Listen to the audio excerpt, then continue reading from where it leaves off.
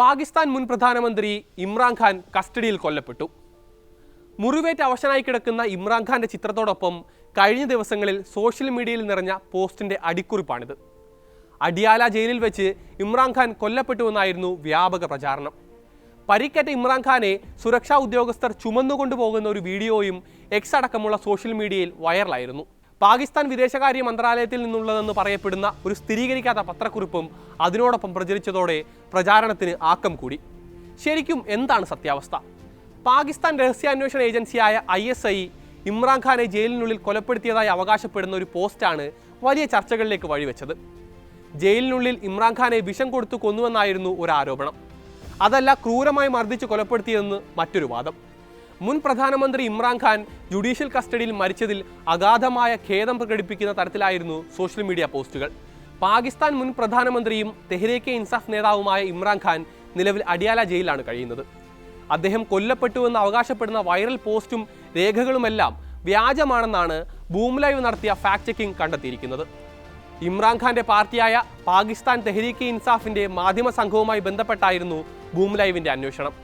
പത്രക്കുറിപ്പ് യഥാർത്ഥമല്ലെന്ന് അവർ സ്ഥിരീകരിച്ചിട്ടുണ്ട്. പ്രചരിക്കുന്ന രേഖകളൊന്നും ഔദ്യോഗികമല്ലെന്നും അവയിലെ പിഴവുകളും മാധ്യമസംഘം ചൂണ്ടിക്കാട്ടിയിട്ടുമുണ്ട്. എന്നാൽ അതുമായി ബന്ധപ്പെട്ട് പാകിസ്ഥാൻ സർക്കാരോ ജയിൽ അധികൃതരോ ഔദ്യോഗിക സ്ഥിരീകരണമോ പ്രസ്താവനയോ പുറത്തിറക്കിയിട്ടില്ല. നിലവിൽ പ്രചരിക്കുന്ന ചിത്രങ്ങൾ 2013-ലേതാണ്. ലാഹോറിലെ ഒരു തിരഞ്ഞെടുപ്പ് റാലിയിൽ ഫോർക്ക് ലിഫ്റ്റിൽ നിന്ന് വീണ് പരിക്കേറ്റ ഇമ്രാൻഖാന്റെ ദൃശ്യങ്ങളാണ് ജയിലിൽ മർദ്ദനമേറ്റുവെന്ന തരത്തിൽ ഇപ്പോൾ പ്രചരിക്കുന്നത്. ആ സമയത്ത് ടൈംസ് ഓഫ് ഇന്ത്യ റിപ്പോർട്ട് ചെയ്തത് ഇമ്രാൻഖാൻ ഏകദേശം 15 അടി ഉയരത്തിൽ നിന്ന് വീണ് തലയ്ക്ക് പരിക്കേറ്റുവെന്നായിരുന്നു.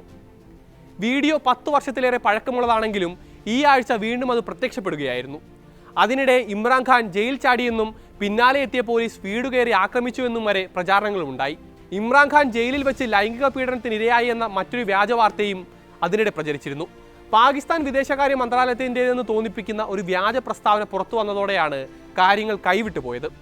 ഇമ്രാൻഖാൻ ജുഡീഷ്യൽ കസ്റ്റഡിയിലായിരിക്കെ മരിച്ചുവെന്നും എന്താണ് സംഭവിച്ചതെന്ന് അറിയാൻ അന്വേഷണം നടക്കുന്നുണ്ട് എന്നുമായിരുന്നു ആ വാർത്താക്കുറിപ്പിൽ പറഞ്ഞിരുന്നത്.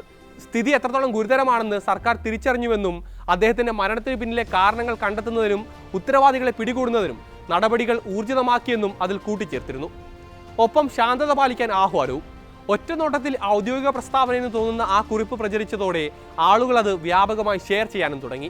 ഇമ്രാൻഖാന്റെ മോചനം ആവശ്യപ്പെട്ട് അദ്ദേഹത്തിന്റെ പാർട്ടി വെള്ളിയാഴ്ച ഇസ്ലാമാബാദ് ഹൈക്കോടതിയെ സമീപിച്ചിരുന്നു. ഇമ്രാൻഖാൻ ഒറ്റപ്പെട്ട അവസ്ഥയിലാണെന്നാണ് പാകിസ്ഥാൻ തെഹ്രീക്കെ ഇൻസാഫ് പാർട്ടിയുടെ അടുത്ത അംഗങ്ങൾ പറയുന്നത്. ദീർഘകാലമായുള്ള തടങ്കൽ കാരണം ഇമ്രാൻഖാന്റെ ആരോഗ്യം മോശമായതായും ഇന്ത്യയുമായുള്ള അതിർത്തി പ്രശ്നം കാരണം അദ്ദേഹത്തിന്റെ ജീവന് ഭീഷണിയുണ്ട് എന്നും അവകാശപ്പെട്ടായിരുന്നു PTI കോടതിയെ സമീപിച്ചത്. ഇമ്രാൻഖാൻ കഴിയുന്ന അഡിയാല ജയിൽ ഡ്രോൺ ആക്രമണത്തിന് സാധ്യതയുണ്ടെന്നും PTI ആരോപിച്ചിരുന്നു. ഇമ്രാൻഖാന്റെ മോചനം ആവശ്യപ്പെട്ട് അദ്ദേഹത്തിന്റെ അനുയായികൾ ലാഹോറിൽ കഴിഞ്ഞ ദിവസം തെരുവിലിറങ്ങുകയും ചെയ്തു. എന്തായാലും ഇമ്രാൻഖാൻ നിലവിൽ അഡിയാല ജയിലിൽ സുരക്ഷിതനായി കഴിയുന്നുണ്ട് എന്നാണ് പുറത്തുവരുന്ന വിവരം. എന്നാൽ വ്യാജ പ്രചാരണങ്ങൾക്ക് പിന്നിലുള്ളവരെ കണ്ടെത്താൻ നടപടികൾ ആരംഭിച്ചോ എന്ന കാര്യത്തിൽ ഇതുവരെയും സർക്കാർ വ്യക്തത വരുത്തിയിട്ടില്ല.